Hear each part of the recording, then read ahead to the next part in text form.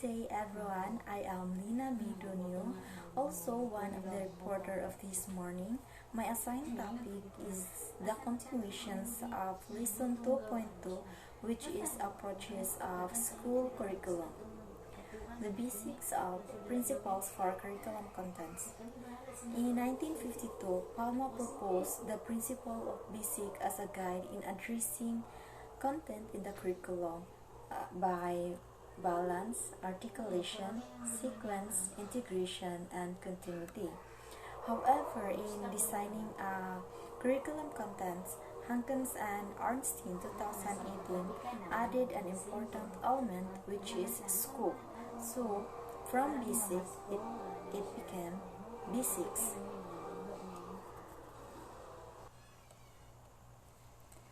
Balance, the content should be fairly distributed and depth and breadth in the particular learning areas or discipline. Too much or too little elements may be disastrous to the curriculum, so it's really important to balance the curriculum content. Keeping the curriculum in balance requires continuous fine-tuning and review for its effectiveness and relevance.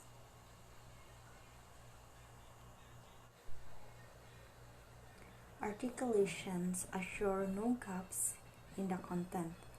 It can be done either vertically or horizontally.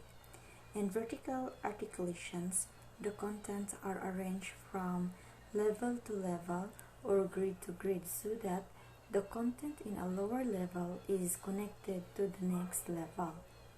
Horizontal articulations happens at the same time, like social studies in grade 6 is related to science in grade 6 as well. Also, articulations means the smooth connections of the subject matters. Just like the subject matters in elementary curriculum are really connected. That is why in the learning process, review is encouraged to really establish and deepen the connections of the subject matters to make it more meaningful to the children.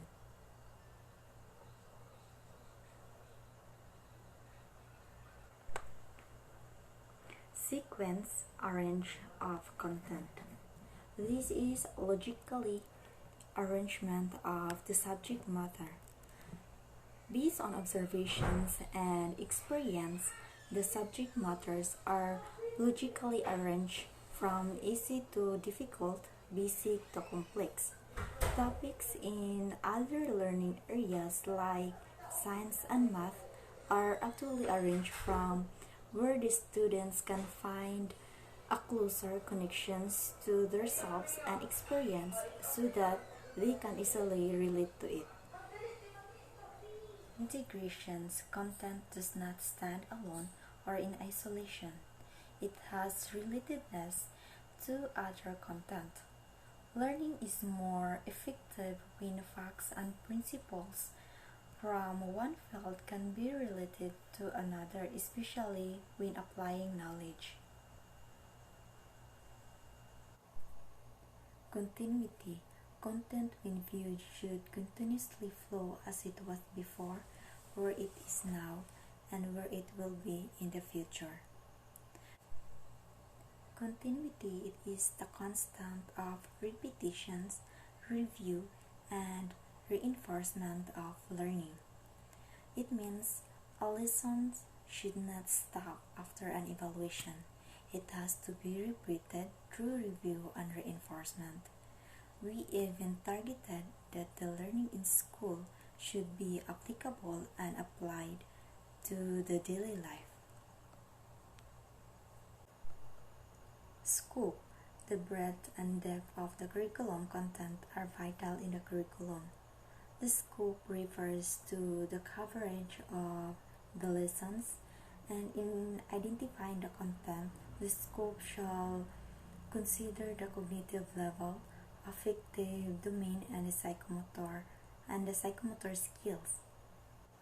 It is really important to scope the content because more content is not always good or better in the curriculum.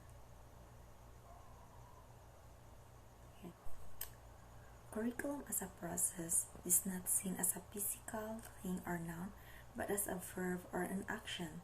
It is the interaction among the teachers, student, and content. As a process, curriculum happens in the classroom as the questions asked by the teachers and the learning activities engaged in by the students.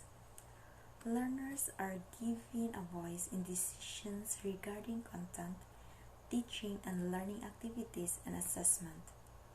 The process itself is continually evaluated to create a dynamic, living curriculum that is responsive to the changing environment and needs of learners. As a process, curriculum links to the content, and content provides materials on what to teach, and the process provides curriculum on how to teach the content. To teachers, the process is very critical. It is the instructions, implementations, and teaching. These three words connote the process in the curriculum.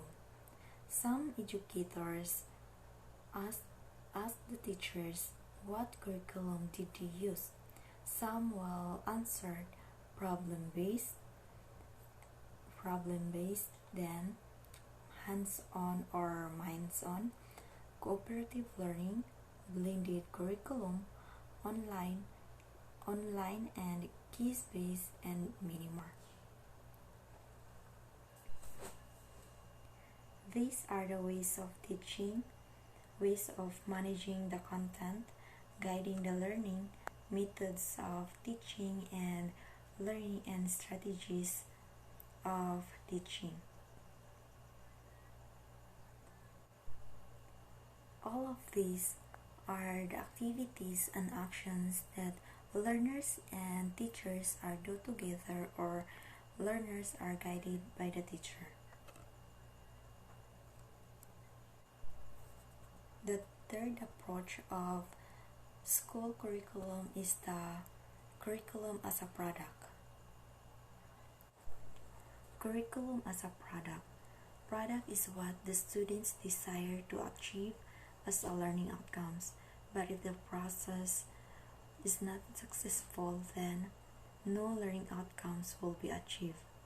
The product from the curriculum is a student equipped with the knowledge, skills, and values to function effectively and efficiently.